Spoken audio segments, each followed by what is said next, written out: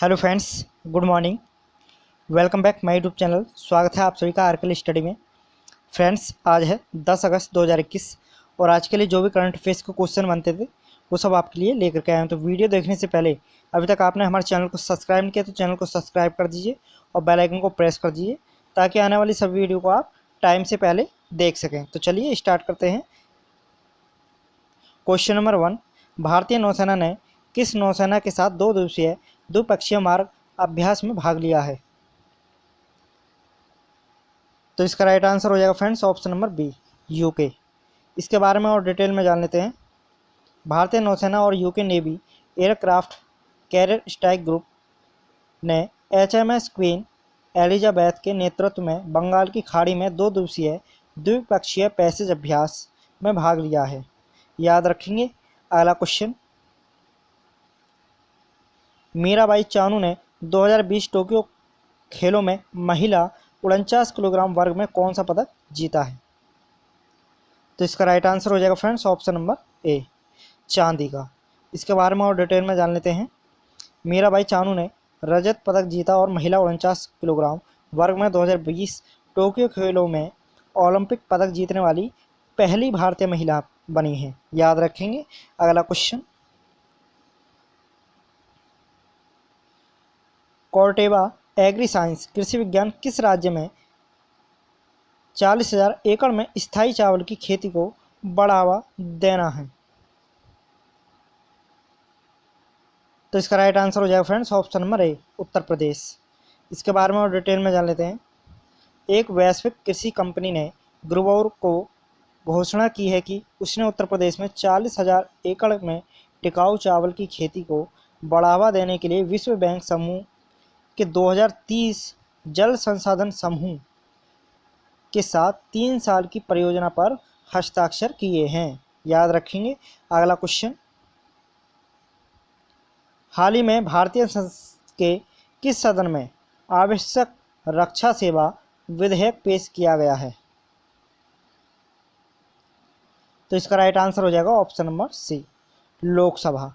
इसके बारे में और डिटेल में जान लेते हैं। आवश्यक रक्षा सेवा विधेयक हाल ही में भारतीय संसद के निचले सदन लोकसभा में पेश किया गया है, जिसका मकसद देश भर में सभी सरकारी आयुध कारखानों के कर्मचारियों को हड़ताल पर जाने से रोकना है। इस बिल में सरकार बताई गई सेवाओं को आवश्यक रक्षा सेवाएं घोषित कर सकेगी। याद रखेंगे। अगला क्वेश्चन,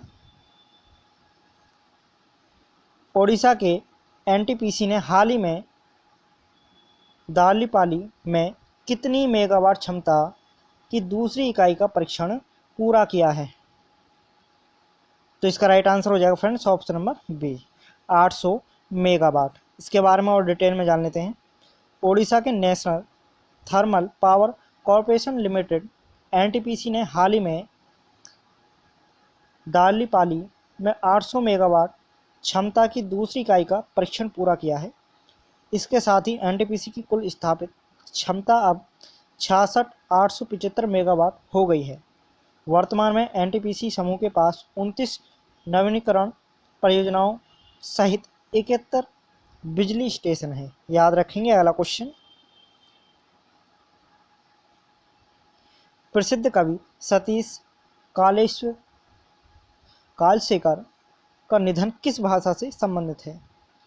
जो कालशेखर हैं उनका हाल ही में निधन हो गया है, किस भाषा से संबंधित थे? तो इसका राइट आंसर हो जाएगा ऑप्शन नंबर ए, जो कालशेखर थे वो मराठी भाषा से संबंधित थे। याद रखेंगे। इसके बारे में और डिटेल में जान लेते हैं। प्रख्यात मराठी कवि सतीश कालशेखर का दिल का दौरा पड़ने से निधन हो गया है। वह 78 वर्ष के थे। याद रखेंगे। अगला क्वेश्चन, भारत में नवीनीकरणीय एकीकरण 2021 रिपोर्ट किसने जारी की है? तो इसका राइट आंसर हो जाएगा friends option number D, IEA और नीति आयोग ने। इसके बारे में और डिटेल में जान लेते हैं। नीति आयोग और IEA ने संयुक्त रूप से भारत में अक्षय ऊर्जा एकीकरण 2021 शीर्षक से रिपोर्ट लॉन्च की है। अगला क्वेश्चन, किस बैंक ने ग्राहकों को ऑनलाइन ट्रेडिंग सेवाएं प्रदान करने के लिए एसएमसी ग्लोबल सिक्योरिटीज लिमिटेड के साथ रणनीतिक गठबंधन की घोषणा की है? तो इसका राइट आंसर हो जाएगा option number B, Dhanlakshmi bank. इसके बारे में और डिटेल में जान लेते हैं। धनलक्ष्मी बैंक ने ग्राहकों को ऑनलाइन ट्रेडिंग सेवाएं प्रदान करने के लिए एसएमसी ग्लोबल सिक्योरिटीज लिमिटेड के साथ एक रणनीतिक गठबंधन की घोषणा की है। अगला क्वेश्चन, सनशिप ग्रुप का फ्लोटिंग सोलर फार्म किस देश में स्थित होगा? तो इसका राइट आंसर हो जाएगा फ्रेंड्स ऑप्शन नंबर ए, इंडोनेशिया में। इसके बारे में और डिटेल में जान लेते हैं। सनशिप ग्रुप का फ्लोटिंग सोलर फार्म इंडोनेशिया के बाटम द्वीप में दुरियांकांग जलाशय पर लगभग 1600 हेक्टेयर में फैला होगा। यह दुनिया का सबसे बड़ा सोलर फ्लोटिंग फार्म होगा। याद रखेंगे। अगला क्वेश्चन, ताइवान की सरकार ने लिथुआनिया में ताइवान नाम से अपना कार्यालय स्थापित करने की घोषणा की है। तो इसका राइट आंसर हो जाएगा फ्रेंड्स ऑप्शन नंबर ए, प्रथम कार्यालय। इसके बारे में और डिटेल में जान लेते हैं। ताइवान की सरकार ने जल्द ही लिथुआनिया में ताइवान का नाम अपना पहला कार्यालय स्थापित करने की घोषणा की है। ताइवान की सरकार ने यह घोषणा इसलिए की है क्योंकि वह बीजिंग के बढ़ते दबाव के साथ दुनिया भर में अपनी राजनयिक उपस्थिति को मजबूत करना चाहती है। याद रखेंगे। अगला क्वेश्चन, राज्य सरकार के अधिकारियों की क्षमता निर्माण के लिए ज्ञान भागीदारी के रूप में सहयोग करने के लिए किस राज्य ने आईआईएम शिलांग के साथ सहयोग किया? तो इसका राइट आंसर हो जाएगा friends option number A, Arunachal Pradesh में। इसके बारे में और डिटेल में जान लेते हैं।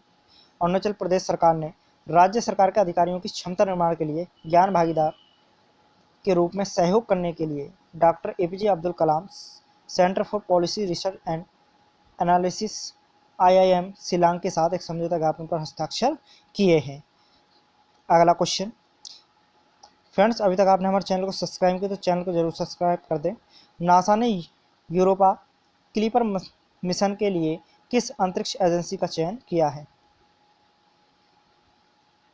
तो इसका राइट आंसर हो जाएगा friends option number B, SpaceX. इसके बारे में और डिटेल में जान लेते हैं।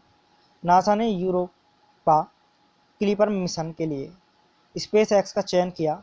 बृहस्पति के चंद्रमा यूरोपा की विस्तृत जांच करने वाला यह पृथ्वी का पहला मिशन होगा। अगला क्वेश्चन, फकीर आलमगीर जिनका हाल ही में निधन हो गया है किस देश से संबंधित है? तो इसका राइट आंसर हो जाएगा friends option number B, Bangladesh से संबंधित है। इनके बारे में और डिटेल में जान लेते हैं। लोक संगीत के दिग्गज और स्वतंत्रता सेनानी फकीर आलमगीर का ढाका में निधन हो गया। वह कोरोना वायरस संक्रमण से पीड़ित थे और उन्हें दिल का दौरा पड़ा था। वह 71 वर्ष के थे। याद रखेंगे। अगला क्वेश्चन,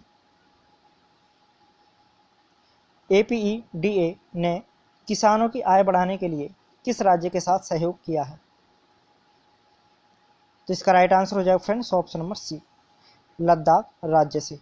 इसके बारे में और डिटेल में जान लेते हैं। लद्दाख से कृषि उत्पादों के निर्यात को बढ़ावा देने और किसानों की आय बढ़ाने के लिए कृषि और प्रसंस्कृत खाद्य उत्पाद निर्यात विकास प्राधिकरण या एपीडा ने इस क्षेत्र से जैविक वस्तुओं को बढ़ावा देने और ब्रांड बनाने का फैसला किया है। याद रखेंगे। अगला क्वेश्चन, निम्नलिखित में से किस राज्य के मंत्रिमंडल ने हाल ही में राज्य की युवा नीति 2021 को मंजूरी दी है? तो इसका राइट आंसर हो जाएगा friends option number D, Meghalaya. इसके बारे में और डिटेल में जान लेते हैं। मेघालय कैबिनेट ने हाल ही में मेघालय युवा नीति 2021 को मंजूरी दी है, जिसका उद्देश्य युवाओं के लिए अपनी पूरी क्षमता हासिल करने और राज्य के कुशल, जिम्मेदार, रचनात्मक और अधिकार प्राप्त सदस्य बनने के लिए एक क्षेत्र बनाना है। यह नीति खेल एवं युवा मामले विभाग द्वारा तैयार की गई है। याद रखेंगे। तो मिलते हैं आपसे नेक्स्ट वीडियो में फ्रेंड्स। वीडियो को लाइक कीजिए, शेयर कीजिए और कमेंट कीजिए। Thanks for watching.